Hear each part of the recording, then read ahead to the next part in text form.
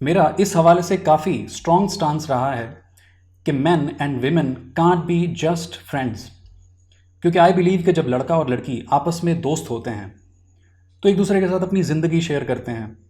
नई मेमोरीज़ बनाते हैं और पुरानी आपस में शेयर करते हैं। कंपेनियनशिप होती है, कमराडरी होती है और एक दूसरे को इमोशनल असिस्टेंस फराहम करते हैं, जिसकी वजह से चाहते ना चाहते हुए एक दूसरे के साथ वक्त गुजारने की वजह से एक दूसरे के लिए फीलिंग्स डेवलप हो जाती हैं। या तो ये म्यूचुअल होती हैं या किसी एक की तरफ से दूसरे के लिए डेवलप होती हैं। लेकिन ये मेरा पर्सनल एक्सपीरियंस है कि ये जो फीलिंग्स डेवलप होना है ये लड़कियों की तरफ से कम और लड़कों की तरफ से ये ज़्यादा होता है अपनी जो ऑपोजिट जेंडर की जो दोस्त होती है उसके लिए। लेकिन ये पर्सपेक्टिव जब मैं लोगों के सामने रखता हूँ, अपने दोस्तों के सामने रखता हूँ, तो इसे हमेशा निगेशन ही मिलती है और मजाक उड़ाया जाता है कि नहीं ऐसी कोई बात नहीं होती। और हमेशा यही कहा जाता है कि you are delusional, you don't know what you are talking about. और ऐसा नहीं होता। और जो रिलेशनशिप्स इस तरह के जो होते हैं, फ्रेंडशिप रिलेशनशिप, वो प्योर होते हैं। या फिर ये कहा जाता है कि एटलीस्ट मेरी सिचुएशन के अंदर ये प्योर है, बाकियों का हमें नहीं पता। तो इस हवाले से जो लड़के हैं उनकी तरफ से रेजिस्टेंस थोड़ी कम ही होती है। शायद उन्हें मालूम होता है कि एक्चुअल में ऐसा क्यों है। तो इस हवाले से एक स्टडी है जो कि कैरी आउट की गई एक एवोल्यूशनरी साइकोलॉजिस्ट जिनका नाम एप्रिल बिलिस्की था, जो कि एक अमेरिकन एवोल्यूशनरी साइकोलॉजिस्ट हैं। उन्होंने एक स्टडी की जिसके अंदर उन्होंने जो फ्रेंड्स थे आपस में, एक लड़का और एक लड़की,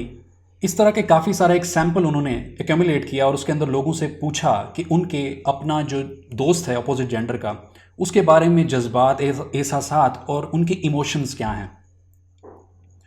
तो उसके अंदर डिफरेंट उनके साथ क्वेश्चंस किए गए और उसके जो रिजल्ट्स हैं उसके साथ मैं आपको लेके चलता हूं कि वो एक्चुअल में रिजल्ट्स क्या थे। उनसे, उस स्टडी से पहली बात ये निकली कि जो लड़के हैं वो कंपैरेटिवली लड़कियों के दुगना सेक्सुअली अट्रैक्टेड होते हैं टुवर्ड्स जो गर्ल लड़की होती है दोस्त। और ये जो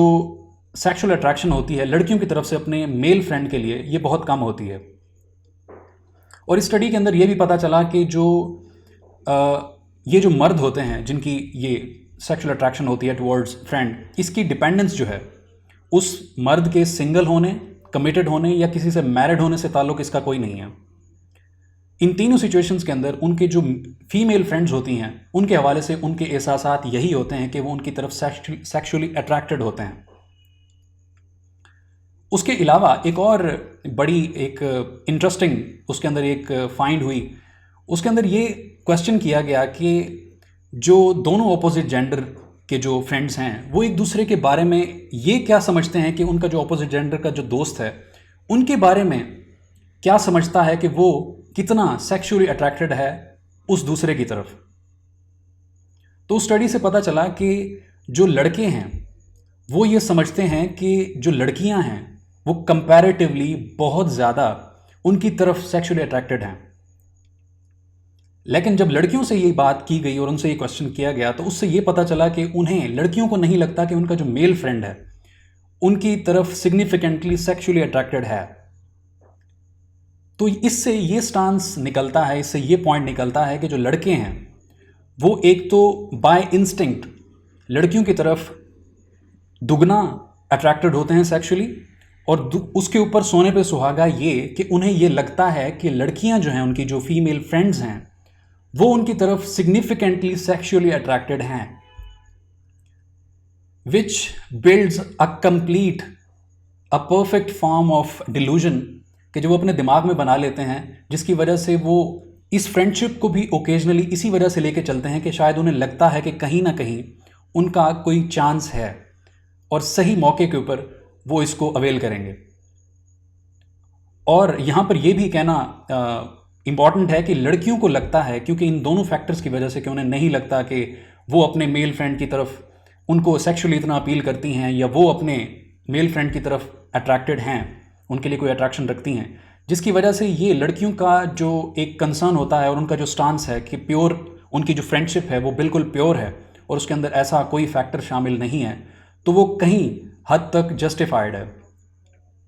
क्योंकि वो इसी के स्टांस के ऊपर खड़ा हुआ है कि उनको नहीं लगता कि उनका जो ऑपोजिट जेंडर का जो लड़का दोस्त है वो उनके बारे में ऐसी फीलिंग्स रखेगा, जिसकी वजह से वो सिर्फ एक प्योर रिलेशनशिप को लेकर चलना चाह रही होती हैं, लेकिन ऑन द कॉन्ट्ररी लड़कों की तरफ से ऐसा नहीं होता।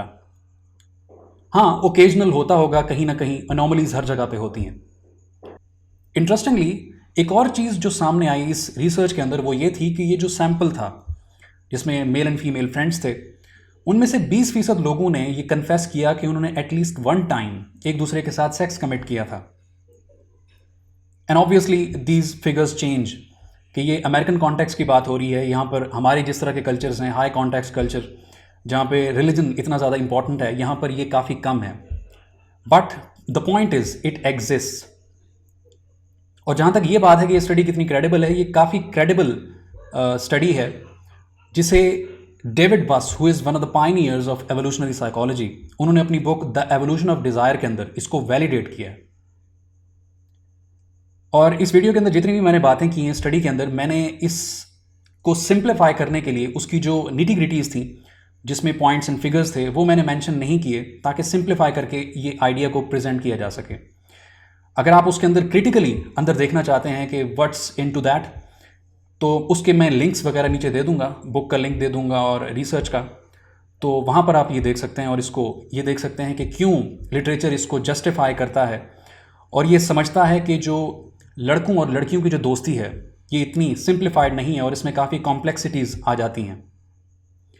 So this all validates the point to some extent that men and women can't be just friends. Thank you very much.